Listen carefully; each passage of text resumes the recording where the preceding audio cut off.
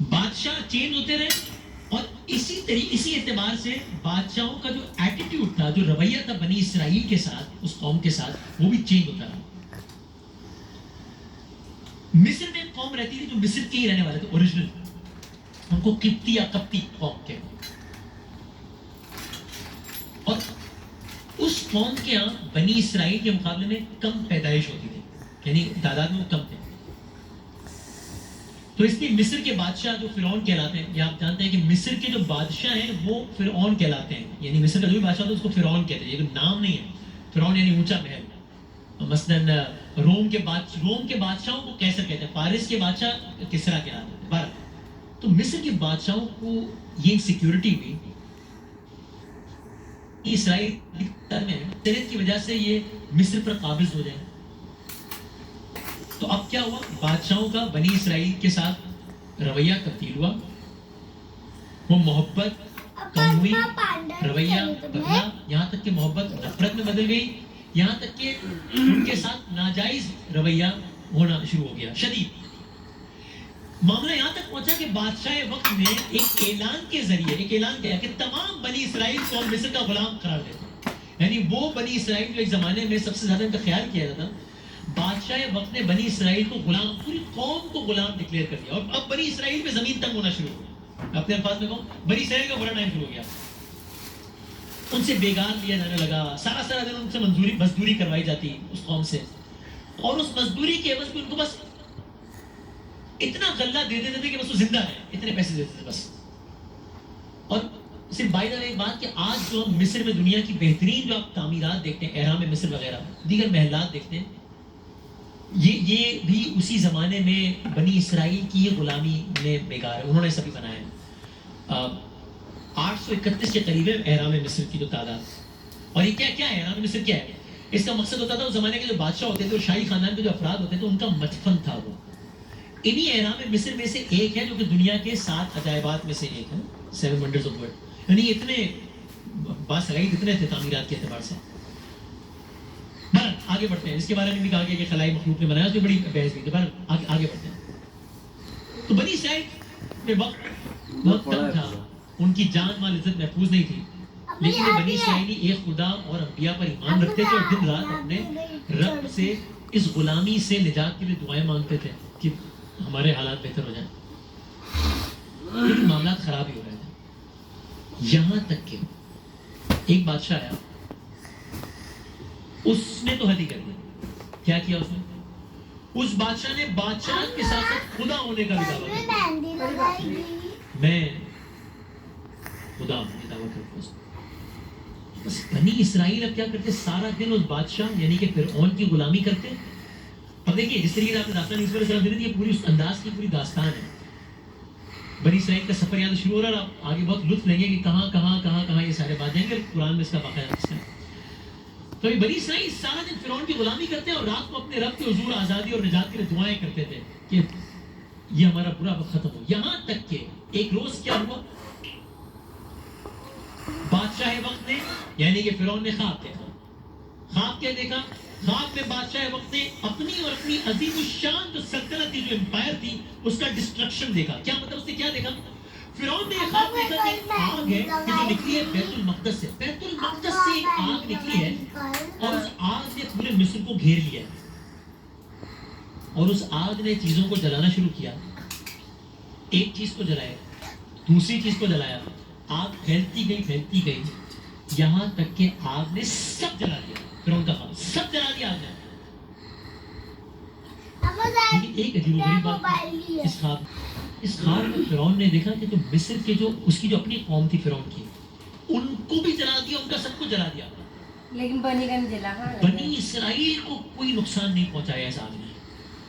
یہ فرعون نے خواب دیکھا، سنے دربار لگایا، ماہرین کو بلایا، میں نے یہ خواب دیکھا ہے، اس کی تعبیر بتاؤ، یہ کیا مطلب ہے؟ وہ کر ماہرین آئے دربار میں، تعبیر یہ بتائی کہ اس کا مطلب یہ ہے کہ دیکھو بنی اسرائیل میں یہ جو قوم ہے نا جس کو تم نے اتنا سپریس کیا ہوا ہے، انہی قوم میں سے ایک بچہ پیدا ہوگا وہ تمہاری سلطنت ختم کر دے گا۔ اب دیکھیں یہ بات हम सुन लेते हैं बड़ी आसानी से, बड़ी इंटरेस्टिंग बात है, बड़ी हैरत है कि यानी एक बार मिस्र बोले, यानी सुन रहे हैं। फिरौन जैसा बादशाह जिसकी इतनी बड़ी एम्पायर है, उसके माहिरीन उसको बता रहे हैं कि तुम्हारी यूनुस एम्पायर अलैहिस्सलाम खत्म ना? करने का कौन खत्म करेगा? कोई आगे दूसरा देखा? मुल्क का तुमसे बड़ा बादशाह आएगा जो चढ़ाई कर देगा और खत्म कर देगा? नहीं, एक ऐसा आदमी इस सप्रेस कौन से पैदा होगा जिसके पास कोई अस्त्र भी नहीं होगा, लश्कर भी नहीं होगा, कुछ भी नहीं होगा, वो तुम्हारी बात खत्म कर देगा। हथियारों और फौज से महरूम है बनी ईसा इसराइल। अलैहिस्सलाम ना? हाँ? उसके तो महल में ज़लज़ला आ गया, अगर मैं अपने अल्फाज में कहूँ मफहूम। फिरौन ने अपनी काबीना का इजलास बुलाया और बादशाह के ख्वाब पर गौर किया गया। इजलास में एक फैसला हुआ, डिसीजन खत्म कर देगा। इसका एक ही हल है, वो क्या? बहुत सादा हल है। क्या? पूरे साल में बनी इसराइल की पूरी कौम के यहाँ जो भी बच्चा पैदा हो मार दो, अरे बाप, उसको पैदा होते ही मार दिया जाएगा। जो लड़का पैदा होगा बनी इसराइल में, उसको खत्म कर दिया जाएगा। यानी अब कोई उन माओं से पूछे जिनके लड़कों को उनके पैदा होते ही फिरौन के फौजी नेज़ों की अनियों पर इनकी लाशें लहराते थे। सुनने में बड़ा ये कैजुअल लगता है कि बच्चे मारो। फिरौन के खुदा खुदा होने के वो नारे लगाते थे उन बच्चों को कत्ल करते, और उन माओं की कोई सुनने वाला नहीं था। लेकिन जो लिखा जा चुका था वो तो होना ही था। आप कुछ रिवायात के मुताबिक 12,000 बच्चे मारे गए, 12,000। कुछ के मुताबिक 70,000 बच्चे मारे गए, 70,000। ये काम कैसे हुआ? बाकायदा स्टेट लेवल पे, रियासती स्तर, यानी क्या? यानी कई दाया औरतों को इस काम के लिए मुकर्रर किया गया था कि जिन खवातीन के यहाँ विलादत मुतवक्के हो उनकी पैदाइश के वक्त का इल्म रखे। ऐसा ही होता था, बच्चा दुनिया में आता था, उसकी माँ के सामने से मार दिया जाता। यानी आप सोचें, जिस माँ ने इतनी तकालीफ के बाद एक बच्चे को जन्म दिया हो, और ये बस ये सिलसिला जारी, खतरे आम बच्चों का, यहाँ तक कि बनी इसराइल के घराने में एक फर्क, यहाँ एक नन्हा सा बच्चा पैदा हुआ। निकाल दिया जरी। अब इधर फिरौन की ये सारी की सारी तकदीरें थी, टैक्टिक्स थे, ऐसे कर लो ऐसे कर लो। बड़ा मुतमईन हो गया होगा वो कि भाई ये बता रहे हैं बनी इसराइल में एक बच्चा पैदा होगा, सल्तनत तबाह कर देगा। मैं बनी इसराइल में बच्चा ही पैदा नहीं होगा, कोई बच्चा पैदा होगा मार दूंगा, बात ही खत्म हो, नस्ल आगे नहीं बढ़ने दूंगा।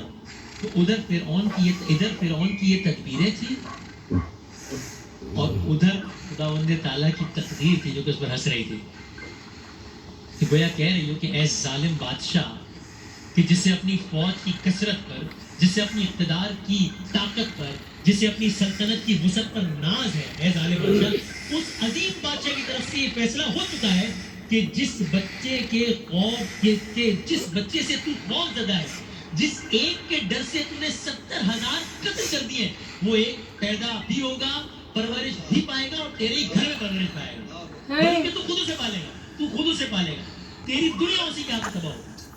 हाँ? है। तो अब क्या हुआ? बस मैं आपको बता सकता हूँ क्या हुआ। अब कुरान से सुनिए, सूरह कसस की आयत का तर्जुमा और उसका मफहूम सुनिए। कुरान मजीद का क्या हुआ, यहाँ तक आप दास्तान सुनिए। आयत का तर्जुमा है, हमने मूसा की माँ को वही की कि इसे दूध पिलाती रहो, और जब इस बच्चे की निस्बत कोई खौफ मालूम हो तो इसे दरिया में बहा दो, और कोई खौफ न करो, डर न करो, रंज न करो, हम इस बच्चे को आपकी तरफ लौटाने वाले हैं, हम इसे पैगंबर बनाने वाले हैं। हजरत मूसा अलैहिस्सलाम इस दुनिया में, मूसा अलैहिस्सलाम, क्या किस्सा यहाँ खत्म हुआ? नहीं, किस्सा यहाँ शुरू हुआ। दास्तान हजरत मूसा अलैहिस्सलाम का बाकायदा आगाज। मूसा अलैहिस्सलाम इस दुनिया में आ गए हैं। अब आगे उनका फिरौन से कब क्या क्या मुकालमा हुआ है, उनके हवाले से फिरौन और उसकी ज़ौजा का कब क्या क्या मुकालमा, और फिर ये दास्तान किन किन मराहल से गुजरी है, इसका बाकायदा आवाज़ कल से वक्फे के बाद दोबारा। लेकिन ये बहुत